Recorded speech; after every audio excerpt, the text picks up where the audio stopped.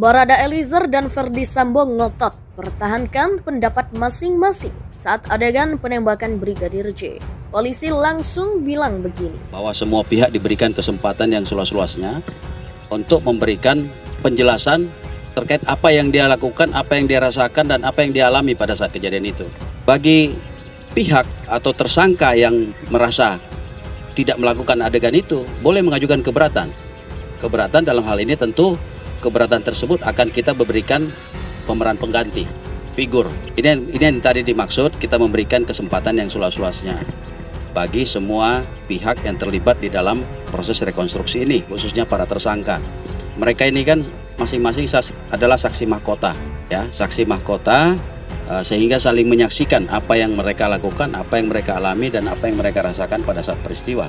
Dirtipidum Bareskrim Polri Brigjen Andirian mengaku terdapat perbedaan mencolok antara keterangan Baradae dan Ferdy Sambo saat rekonstruksi pembunuhan Brigadir Joshua Huta Barat atau Brigadir J. Perbedaan itu terlihat dalam beberapa adegan pas rekonstruksi itu berlangsung.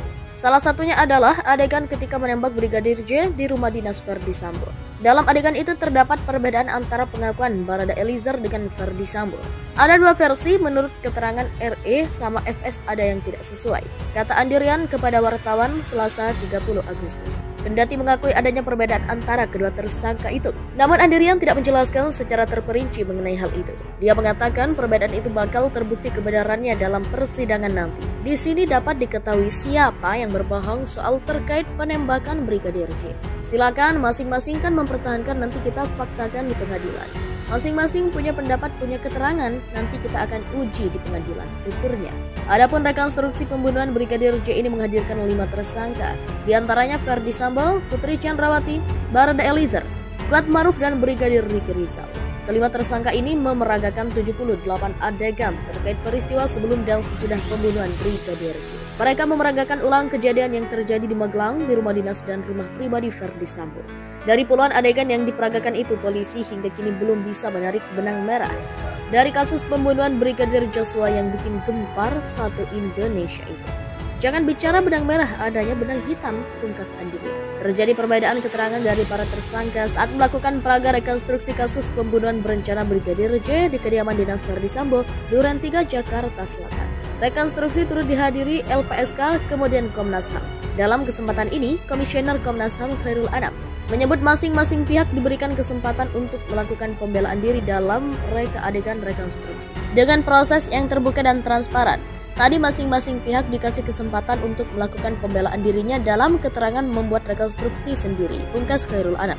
Terjadi perselisihan saat adegan rekonstruksi menjadi hal yang wajar dalam giat tersebut. Jika masih mengalami silang perbedaan, untuk kelanjutannya akan diuji kembali di forum pengadilan. Kalau masih ada perbedaan, nanti akan masih diuji kembali, untuk mekanismenya itu ada di pengadilan, tutur Anam. Untuk diketahui, proses rekonstruksi memakan waktu selama 7 jam lebih yang berlangsung di 2 TKP asli dan TKP pengganti. Ada 36 adegan di Saguling dan 27 adegan di TKP Duren 3.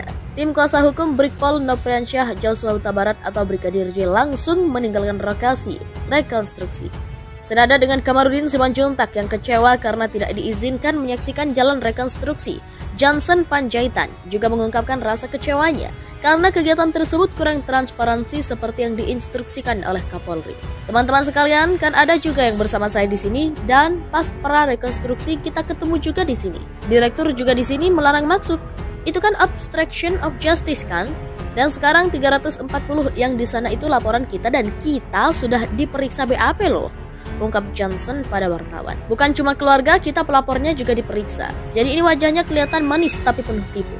Ngomong transparan, ngomong ini, ngomong itu, padahal bohong semua.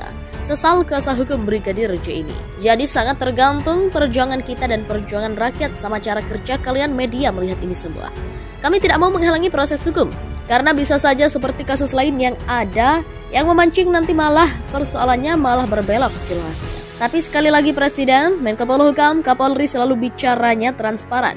Kasih dong ke masyarakat semuanya. Kalian di sini saja sudah diskriminatif, apalagi kami pelapor yang pernah diperiksa. Bisa bayangkan keluarga korban di sana yang kami wakili itu. Bagaimana? Tambahnya.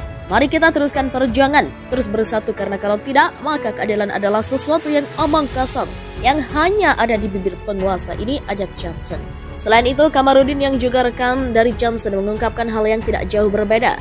Kamarudin Simanjuntak yang mengaku diusir oleh Dirtipidum Bareskrim Polri Brigjen Pol Andirian saat akan menyaksikan rekonstruksi pembunuhan Brigadir J. Setelah kita tiba di salah satu ruangan rekonstruksi, tiba-tiba kami diusir oleh Dirtipidum Bareskrim Polri, ungkap Kamarudin. Saya minta alasan hukumnya karena kami juga sebagai penasihat hukum dari korban berhak melihat sekaligus pengen tahu apakah betul seperti itu peristiwanya atau tidak, tambahnya. Akan tetapi Kamarudin mengatakan Dirtipidum tanpa alasan melarang penasehat pelapor tidak boleh di dalam. Sementara pengacara tersangka boleh, jaksa, LPSK, Komnas HAM boleh, berarti kami dimusuhi, tambahnya. Daripada kami dimusuhi masih banyak kegiatan yang lebih bermakna, ya kami pulang. Toh percuma kami di sini tidak bisa melihat apapun. Tetapi kami menggugat pernyataan Kapolri yang menyatakan transparan dan melihat semua pihak, tegasnya. Yang merasa diperlakukan seperti itu, Kamarudin berencana melaporkan Dirtipidum Bareskrim Polri. Kami akan segera melaporkan ini secara resmi kepada Presiden, Komisi 3 dan Kemenko, tukasnya. Dirtipidum Bareskrim Polri Brigjen Andirian mengaku terdapat perbedaan mencolok antara keterangan Baradae dan Ferdi Sambo saat rekonstruksi pembunuhan Brigadir Joshua Huta Barat atau Brigadir J. Perbedaan itu terlihat dalam beberapa adegan pas rekonstruksi itu berlangsung. Salah satunya adalah adegan ketika menembak Brigadir J di rumah dinas Ferdi Sambo. Dalam adegan itu terdapat perbedaan antara pengakuan Baradae Eliezer dengan Ferdi Sambo. Ada dua versi menurut keterangan RE sama FS ada yang tidak sesuai, kata Andirian kepada wartawan Selasa 30 Agustus.